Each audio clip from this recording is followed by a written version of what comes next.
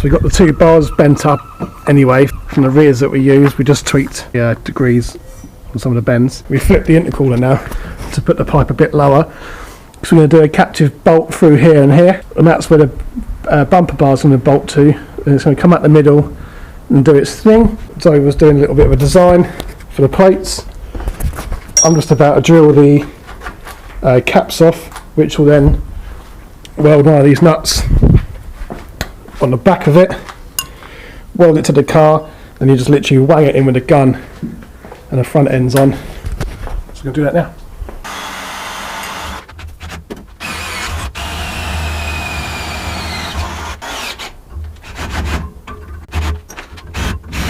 Ta-da!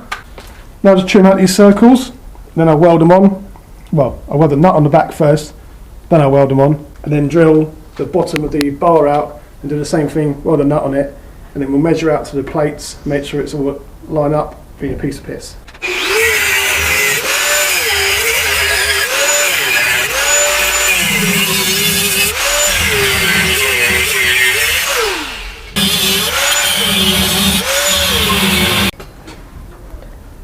Mix up, man.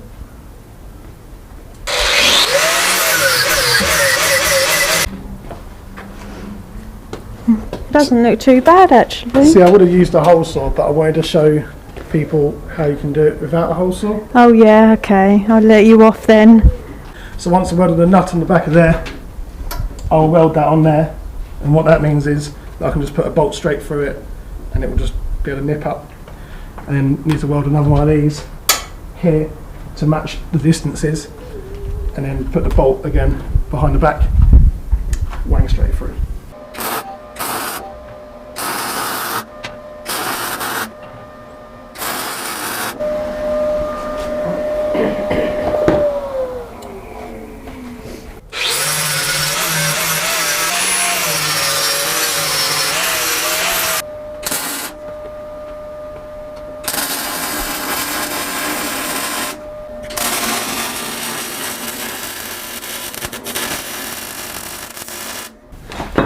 So now with this, because there's a fixed point in the vehicle, you can just put a bolt in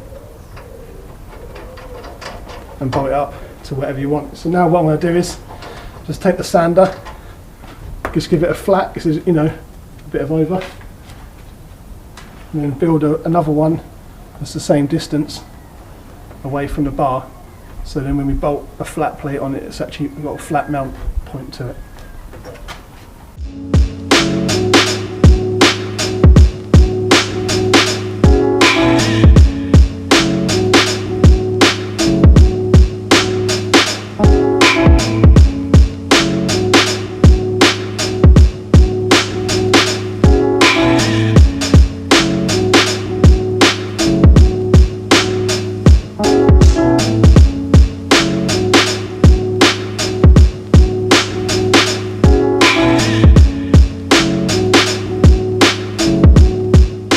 So now I'm going to bolt the plates back on again with a nut that goes all the way through to the back. I'll put some washers in there for now just to hold them, and then I'll weld the nut on the back, then tack the washers on the front, and that will give me a flat face for when we actually bolt the bar on.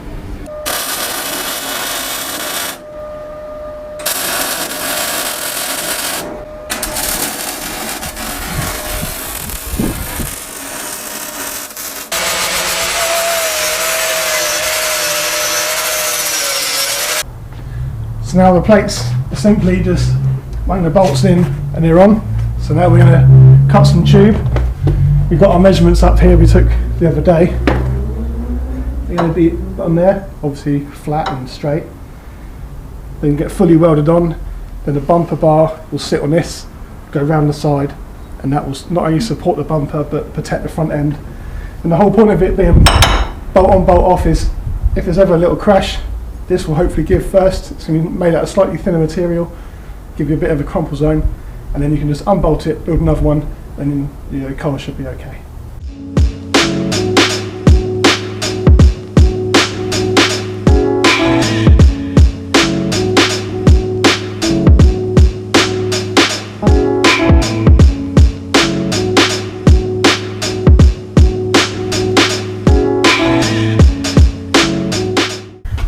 just nibbled out the outrights, and we've tacked on the bar just to try the bumper on, just to double check how it is, and then it's only tacked together at the moment, then we can move it about, get it sitting nice and square, and just how we like it. So that's how we want it. So we can also have fittings here to hold the bumper up if we need to. And now we're going to do the bottom bar, work all that out. Job's a kit. So I decided to fully weld on the top bar, then that way it gives me a nice hard anchor point to line up the lower half.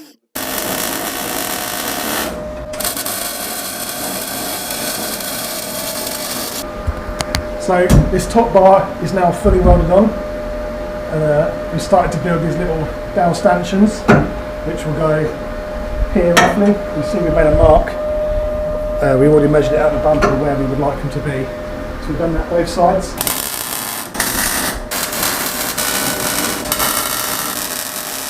So it's just tacked on now, so it's a little bit whiffy-woffy, but it's just to try the bumper on. Then if we're happy with how it sits, we'll pull it about, make it sit right, and then weld it up, and do the other stanchions.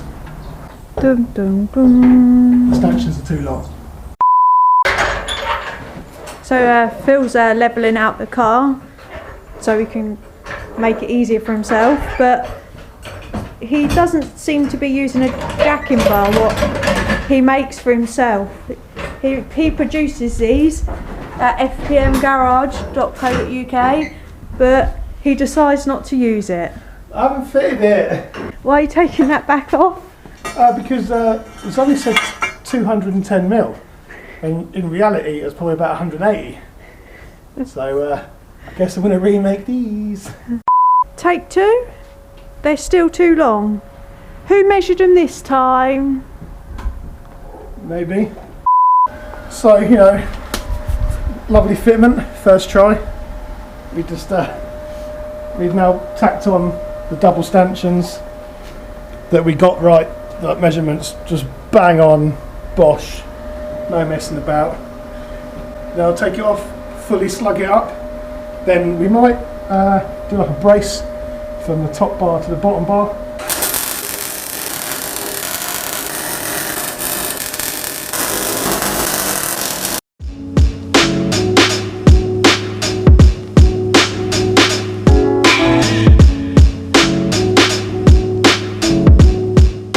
So there we have it, front end is pretty much done.